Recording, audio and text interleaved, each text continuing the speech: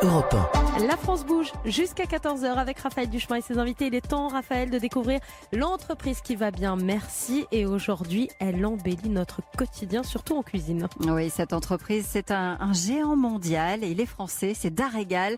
C'est l'entreprise qui va bien, merci. Bonjour Charles Darbonne. Bonjour. Merci d'être avec nous sur Europe 1. Vous êtes le PDG de ce géant français. On est ravis que ce soit une entreprise tricolore qui mène la danse dans ce secteur.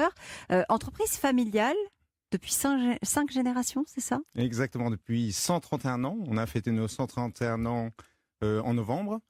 Et c'est vrai que ça continue et chaque génération apporte sa pierre et c'est ça qui est assez rigolo dans notre famille. Alors c'est l'arrière-arrière-grand-père Amand Darbonne qui commence, je crois, à cueillir puis à faire sécher les herbes. Au départ, on est dans la plante médicinale.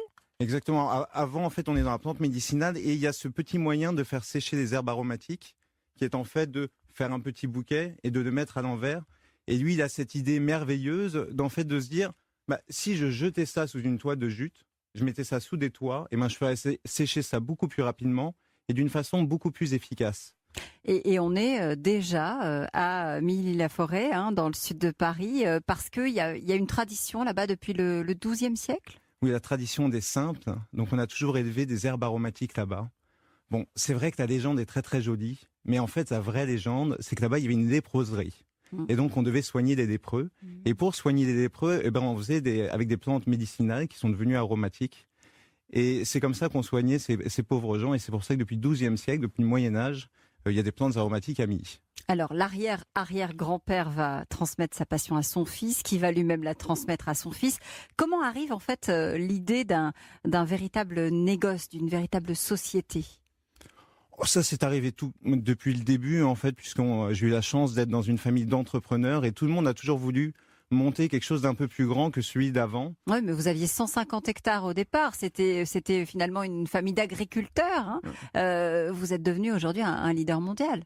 Oui, mais en fait, on a eu la chance d'avoir mon grand-père qui avait des idées fantastiques, mon père qui a inventé la surgélation pour des herbes aromatiques. Et donc, en inventant ça, en regardant ma mère travailler dans sa cuisine... La salade, La salade, et en réinventant le process pour passer de la salade à la surgélation de l'herbe aromatique.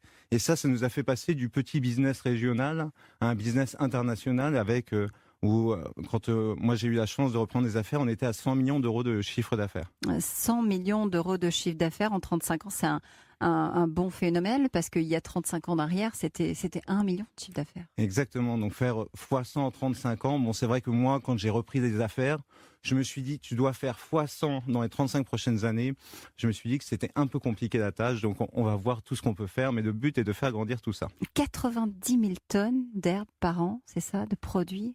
Mais surtout quand on s'imagine que dans un 38 tonnes, en fait, vous avez 12 tonnes d'herbe là-dedans.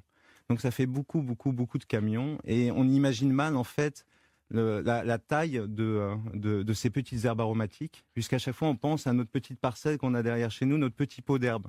Donc nous, on fait des grands champs d'herbes aromatiques et on fait ça à travers le monde. Et on est très très fiers de représenter ce savoir-faire français à travers le monde. Vous êtes aux États-Unis, vous avez 2 usines ici en France, vous êtes aussi en Espagne.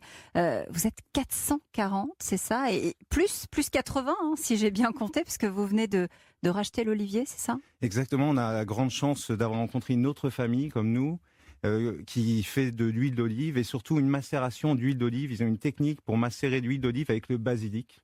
Et comme nous, on est passionnés de basilic, eux, ils sont passionnés d'huile d'olive et on s'est mariés. Et donc maintenant, on passe de 440 à 520. Là, cette année, on a des derniers chiffres qui sont tombés. Le groupe Daregal faisait 148 millions. Donc tout d'un coup, on fait 148 plus 16. Donc ça arrive à 164 millions. Donc c'est vrai que, on regarde ces chiffres-là avec... on essaye d'être le plus humble possible et de rester les pieds bien dans la terre, puisque c'est ça notre métier. Mais c'est vrai que des fois, pour dormir le soir, à 3h du matin, on se réveille, on se dit, alors, est-ce qu'on fait les bons choix et est-ce qu'on avance bien ? Mais bon. Que dit notre coach ? Alors, déjà, en tant que consommateur, c'est toujours intéressant d'acheter un produit où c'est une saga familiale, quelqu'un qui a inventé, il y a des générations et des générations. J'ai toujours une pensée pour votre arrière-arrière-grand-père. S'il voyait ce qui est devenu sa petite idée faite un jour dans un coin d'une journée, il sera absolument fasciné, à mon avis, admiratif. Ce qui me plaît dans votre aventure, c'est que c'est une génération de gens qui ont inventé ça et qui le font grandir. J'ai vu qu'il y avait plus de 60% exporté, c'est ça ? C'est 70 chiffre même. incroyable. Et en même temps, je m'étais toujours dit, on mange des trucs tellement insipides maintenant. Je m'étais dit il y a quelques années ça, celui qui va inventer des sauces avec du goût, il aura certainement un bel avenir parce que les choses ont tendance, la matière première, je dirais, globale a tendance à être de moins en moins bonne. Est-ce que vous masquez parfois des produits qui seraient moins bons? Comment vous trouvez cet équilibre entre des herbes certainement de très grande qualité et des produits qui baissent, hélas, en qualité? Alors, nous, on a une grande chance, en fait, c'est que mon arrière-grand-père était passionné des plantes et donc il nous a appris à faire de la sélection variétale. Donc, on fait de la sélection variétale depuis plus de 100 ans. Donc, nous-mêmes, on sélectionne nos plantes. Nous-mêmes, on s'occupe de nos plantes dans nos champs avec des agriculteurs partenaires. On récolte toujours nos champs. Donc, c'est-à-dire que si vous assurez qu'il y a une bonne qualité en champ et que vous ne prenez que la bonne qualité, parce qu'il y a de la qualité qui va rester au champ puisqu'elle n'est pas assez bonne pour rentrer dans l'usine, si vous en occupez depuis le début, vous vous assurez d'une bonne qualité. Parce que vous faites des choix incroyables. J'ai appris qu'il y avait 10 000 variétés de basilic dans le monde. Oui. Ouais. Vous en sélectionnez 7 au final. Donc il y a évidemment, mais il faut vous faire confiance aussi. Alors comment vous orientez vos C'est choix? l'œil du connaisseur. Alors, je vous avouerai qu'on n'en a pas 7 au final, on en a 150 et que j'ai eu la chance de m'enfermer dans une salle pendant 48 heures avec 8 fous comme moi qui voulaient goûter des 25 meilleurs pour pouvoir planter les 25 meilleurs et savoir comment ils réagissaient en champ. Et de ces 25, on en a trouvé 9 qui sont aujourd'hui à la gamme. Et c'est vrai qu'avant, on nous appelait pour nous demander du basilic, on disait combien, et maintenant on vous dit lequel. Et c'est vrai que ça change tout, en fait. Vous dites on est un champion caché, c'est le secret finalement pour vivre heureux?